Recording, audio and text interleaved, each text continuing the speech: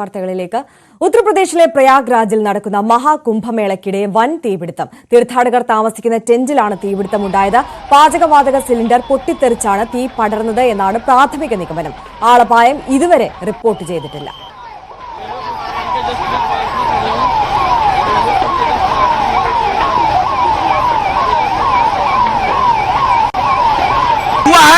पूरी मेहनत के साथ, पूरी व्यवस्था के साथ इसको बुझाने में लगा हुआ है.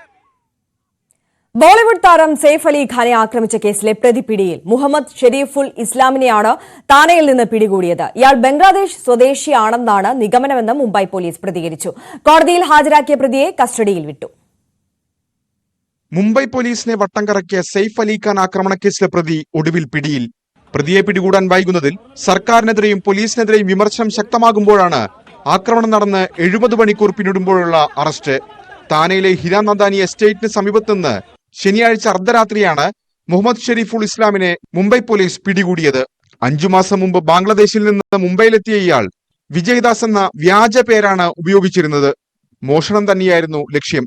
അതിക്രമിച്ചു കയറിയത് സെയ്ഫ് അലി ഖാന്റെ വീടാണെന്ന് അറിയില്ലായിരുന്നുവെന്നും ഇയാൾക്ക് ക്രിമിനൽ പശ്ചാത്തലമില്ലെന്നും पुलिस प्रतिകരിച്ചു. आरोपी का नाम मोहम्मद शरीफुल इस्लाम शहजाद है. ये समझ में आया है कि ये आरोपी चोरी के इरादे से उस घर में उसने एंटर किया था. बांग्लादेशी ओरिजिन का है ऐसा हमारा डाउट है. पिछले 5-6 महीने पहले मुंबई आया है ऐसा पता चला है. हाउसकीपिंग एजेंसी में काम करता है. ആദ്യ 2 ദിവസവും ഒരു തുമ്പുമില്ലാതിരുന്ന അന്വേഷണത്തിൽ ദാദറിലെ മൊബൈൽ കടയിൽ നിന്ന് ലഭിച്ച പ്രതിയുടെ CCTV ദൃശ്യങ്ങളാണ് നിർണായകമായത്. തുടർന്ന് നടത്തിയ അന്വേഷണത്തിൽ ഇയാളുടെ താമസ സ്ഥലം കണ്ടെത്തുകയും ഒപ്പം താമസിക്കുന്നവർ നൽകിയ വിവരങ്ങളുടെ കൂടി അടിസ്ഥാനത്തിൽ പ്രതിയിലേക്ക് എത്തുകയുമായിരുന്നു. National desk, news 18. അരവിന്ദ് കെജ്രിവാളിന്റെ നേരെയുണ്ടായ കല്ലേറ് ഡൽഹി നിയമസഭാ തെരഞ്ഞെടുപ്പിൽ പ്രചാരണ വിഷയമാക്കി ആം